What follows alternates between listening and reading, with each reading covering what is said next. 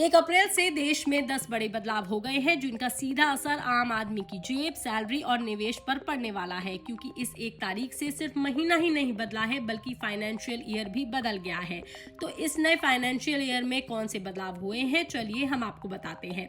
पहला है income tax system में बड़ा बदलाव। 1 अप्रैल से नया इनकम टैक्स कानून लागू हो गया है, जो इनकम टैक्स एक्ट 1961 की जगह ले चुका है। इसके तहत टैक्स सिस्टम को आसान किया गया है। अब फाइनेंशियल ईयर और असेसमेंट ईयर की जगह सिर्फ एक टैक्स ईयर होगा, जिससे लोगों को टैक्स समझने और भरने में आसानी होगी।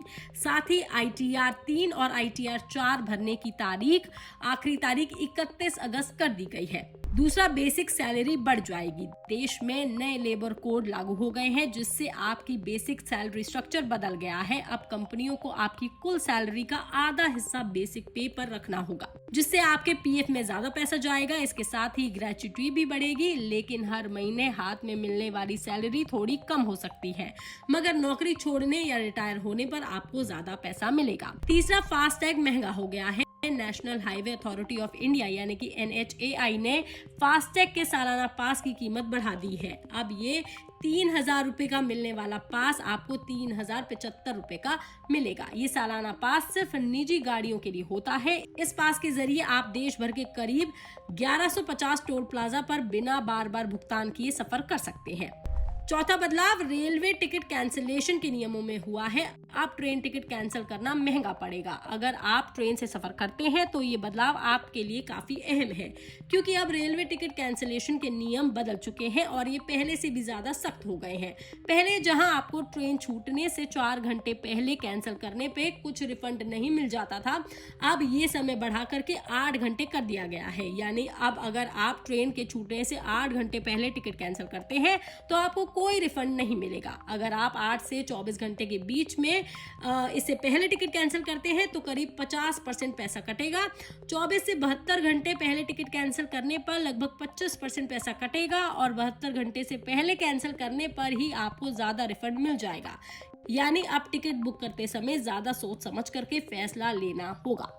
पांचवा बदलाव पैन कार्ड के नियमों में हुआ है। सरकार ने पैन कार्ड के सिस्टम को ज्यादा सख्त और सुरक्षित बना दिया है। पैन कार्ड बनवाने या अपडेट कराने के लिए अब सिर्फ आधार कार्ड देना काफी नहीं होगा। आवेदन करते समय जन्म प्रमाण पत्र, वोटर ID, 10वीं की मार्कशीट, पासपोर्ट या फिर ड्राइविंग लाइसेंस जैसे दस्तावेज भी देने जरूरी होंगे। वहीं आधार से आपका नाम अगर नहीं मिलेगा तो आपका पैन कार्ड भी खारिज हो जाएगा। छठा बदलाव, कंपनी से जल्द आएगा FNF। Full and final settlement में अब बड़ा बदलाव किया गया है। नौकरी छोड़ने के बाद कंपनियों को कर्मचारी का पूरा हिसाब, जैसे बकाया सैलरी, लीव इनकैशमेंट और बाकी चीजें सिर्फ 2 वर्किंग डेज के अंदर निपटानी होगी। पहले इस प्रक्रिया में 30 से 90 दिन तक लग जाते थे, जिससे कर्मचारियों को इंतजार करना पड़ता था। नए नियम से अब नौकरी बदलने वालों को जल्दी पैसा मिलेगा और उन्हें आर्थिक रूप से राहत भी मिल जाएगी। सातवां बदलाव, शेयर बाजार में ज्यादा टैक्स। अगर आप F&O ट्रेडिंग करते हैं तो 1 अप्रैल से सिक्योरिटी ट्रांजैक्शन टैक्स यानी कि STT ज्यादा देना पड़ेगा। सरकार ने बजट के दौरान ही इस टैक्स में बढ़ोतरी का ऐलान कर दिया था। फ्यूचर पर STT 150% और ऑप्शन पर STD करीब 50% बढ़ाया गया है। 8वां बदलाव है सोवेरियन गोल्ड बॉन्ड पर टैक्स नियम। अगर आपने गोल्ड बॉन्ड शेयर बाजार से खरीदे हैं तो अब उस पर 12.5% टैक्स लगेगा। हालांकि RBI से सीधे खरीदने पर बॉन्ड को मैच्योरिटी तक रखने पर टैक्स छूट मिलती रहेगी। 9वां बदलाव, RBI ने बैंकिंग को लेकर के भी नए नियम लागू किए हैं और BSBD यानी कि जीरो बैलेंस अकाउंट में अब मुफ्त digital banking, free debit card और अनलिमिटेड डिजिटल ट्रांजैक्शन की सुविधा मिलेगी। 10वां बदलाव डिजिटल पेमेंट में हुआ है। मोबाइल से ऑनलाइन पेमेंट का तरीका बदल गया है।